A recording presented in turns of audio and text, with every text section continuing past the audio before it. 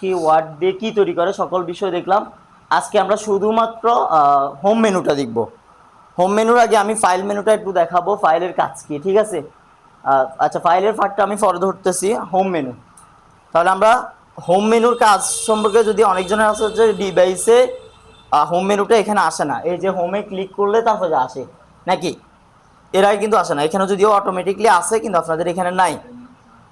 আসেন, এই যে হোম মেনু, শুরুতে যদি তাকান, paste cut copy, paste cut copy. পেস্টের কাজ কি? কোনো একটা ফাংশনকে বা কোনো একটা ব্যক্তিবর্গকে বা কোনো একটা টেক্সটকে আমরা স্থানান্তর করব। কপির পেস্টের কাজ কি? মানে স্থানান্তরে করব, কোনো একটা টেক্সটকে আমরা স্থানান্তর করব। আর কাটের কাজ কি? কাটের কাজ দুইটা। কাটের কাজ কয়টা? দুইটা। একটা কপি হবে আর একটা হচ্ছে পেস্ট হবে। তাহলে কাটের কাজ কয়টা? দুইটা, কপি হবে, পেস্ট হবে। আর এরপর হচ্ছে শুধু কপি। কপির কাজ কি? কপির কাজ কি? মানে যে কোনো বিষয়কে আমি স্থানান্তর করার জন্য আগে কপি করতে হবে। পেস্টের কাজ কি? স্থানান্তর করা। তাহলে কপির কাজ কি বুঝলাম? কোনো একটা টেক্সটকে আমরা স্থানান্তর করার জন্য কি করব? কপি করব। স্থানান্তর করার জন্য, স্থান পরিবর্তন করে বসানোর জন্য কি করব? পেস্ট করব। তাহলে কপি কাট পেস্ট শেষ। ওকে, এরপরে আসেন বি। আচ্ছা, আমরা একটা টেক্সট লিখি। আমরা জাস্ট নর্মালি লিখি হাই।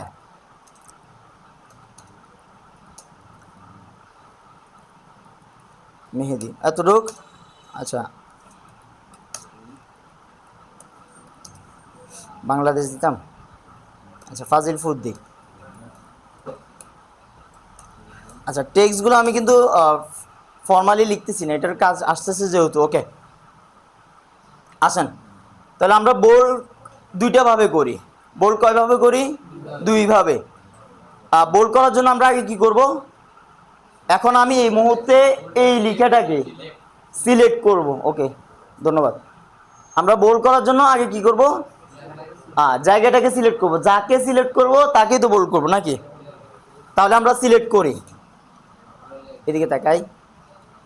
আমরা সিলেক্ট করলাম। সিলেক্ট করলে আমরা জাস্ট বোল্ডে যখন ক্লিক করব, এটা অটোমেটিকলি বোল্ড হয়ে যাবে। এর বাহিরে আরেকটা অপশন কিভাবে করব? আরেকটা option control control B, B control B, বলের বি। তাহলে আমরা কি বোল্ড দুইভাবে করতে পারি। কয়ভাবে? দুইভাবে। একটা হচ্ছে জাস্ট আমরা বিতে ক্লিক করলে বোল্ড হয়ে যাবে। এই যে বিতে ক্লিক করলাম, লেখাটা বোল্ড হয়ে গেছে।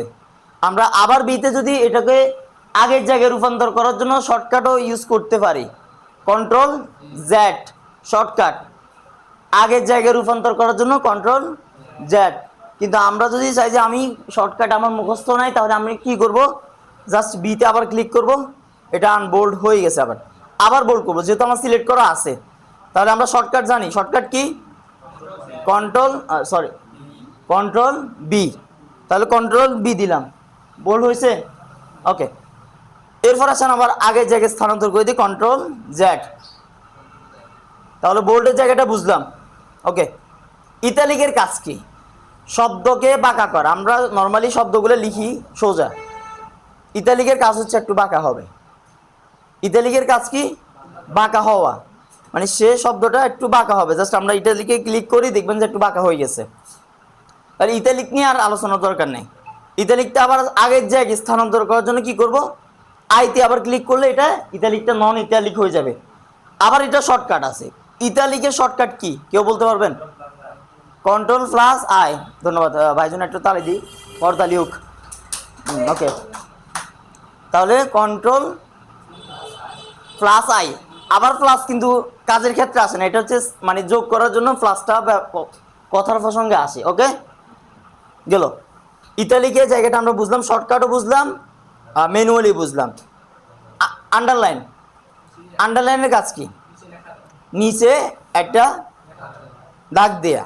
ওকে, আন্ডারলাইন দেওয়ার জন্য সেমভাবে সিলেক্ট করা। এখন আন্ডারলাইন তো আমরা নর্মালি দিই কি একটা দাগ, কিন্তু আন্ডারলাইন এমনও হতে পারে আপনি একটা প্রশ্ন বানাইছেন, যেমন হচ্ছে আমরা ইংলিশ সব শূন্যস্থানে যখন যাই তখন ডট ডট ডট ডট থাকে না, তো ডট ডট কীভাবে দিব? আমরা তো অলরেডি আন্ডারলাইনে ক্লিক করার সাথে সাথে কি আসছে, শুধুমাত্র একটা দাগ আসছে, একটা দাগ আসছে।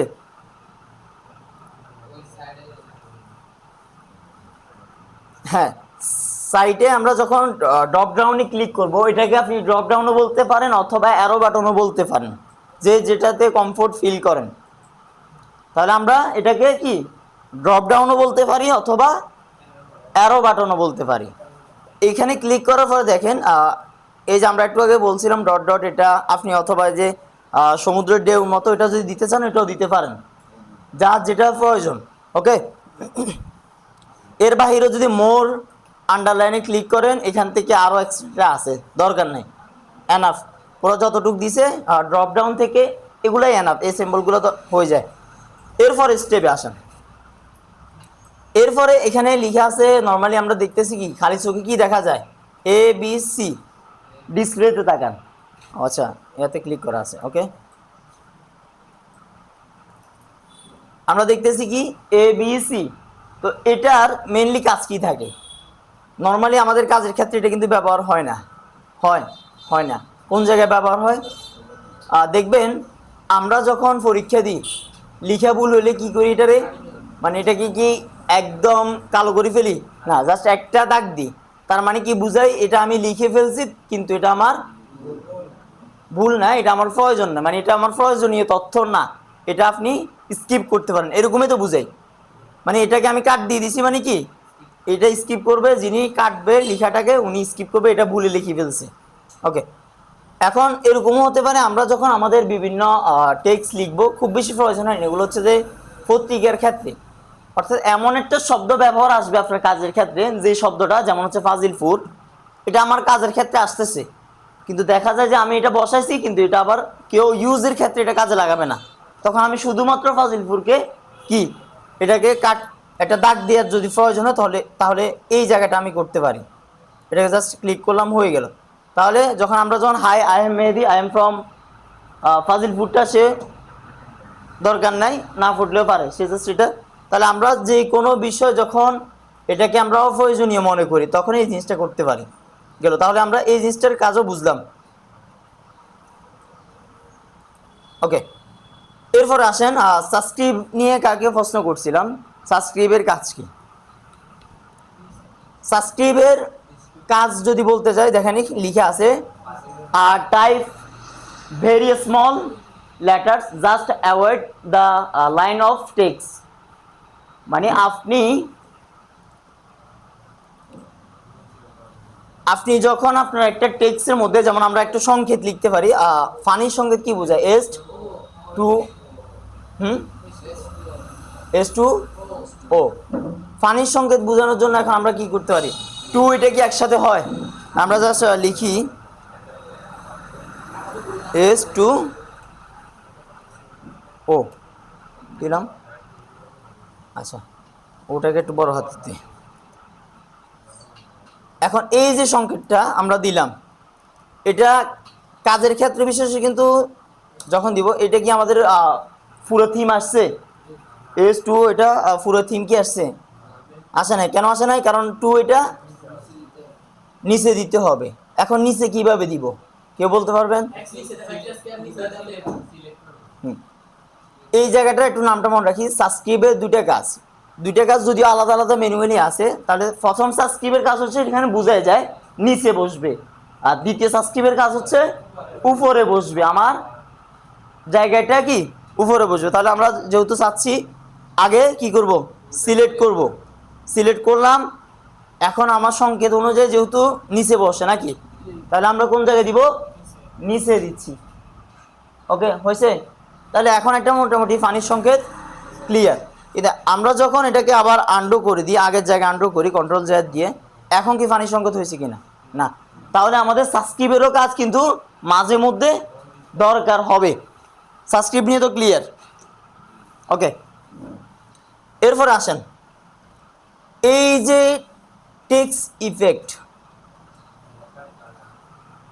টেক্সট ইফেক্ট বলতে কি বুঝি আমরা? Text effect and typography. Typography বলতে আমরা বুঝি কি, নর্মালি যে কোনো বলি না এটা টাইপোগ্রাফি, এটা ওই যে এলইডি ডিসপ্লে বিভিন্ন দোকান অথবা শপের যে একটা ডিসপ্লেগুলো কি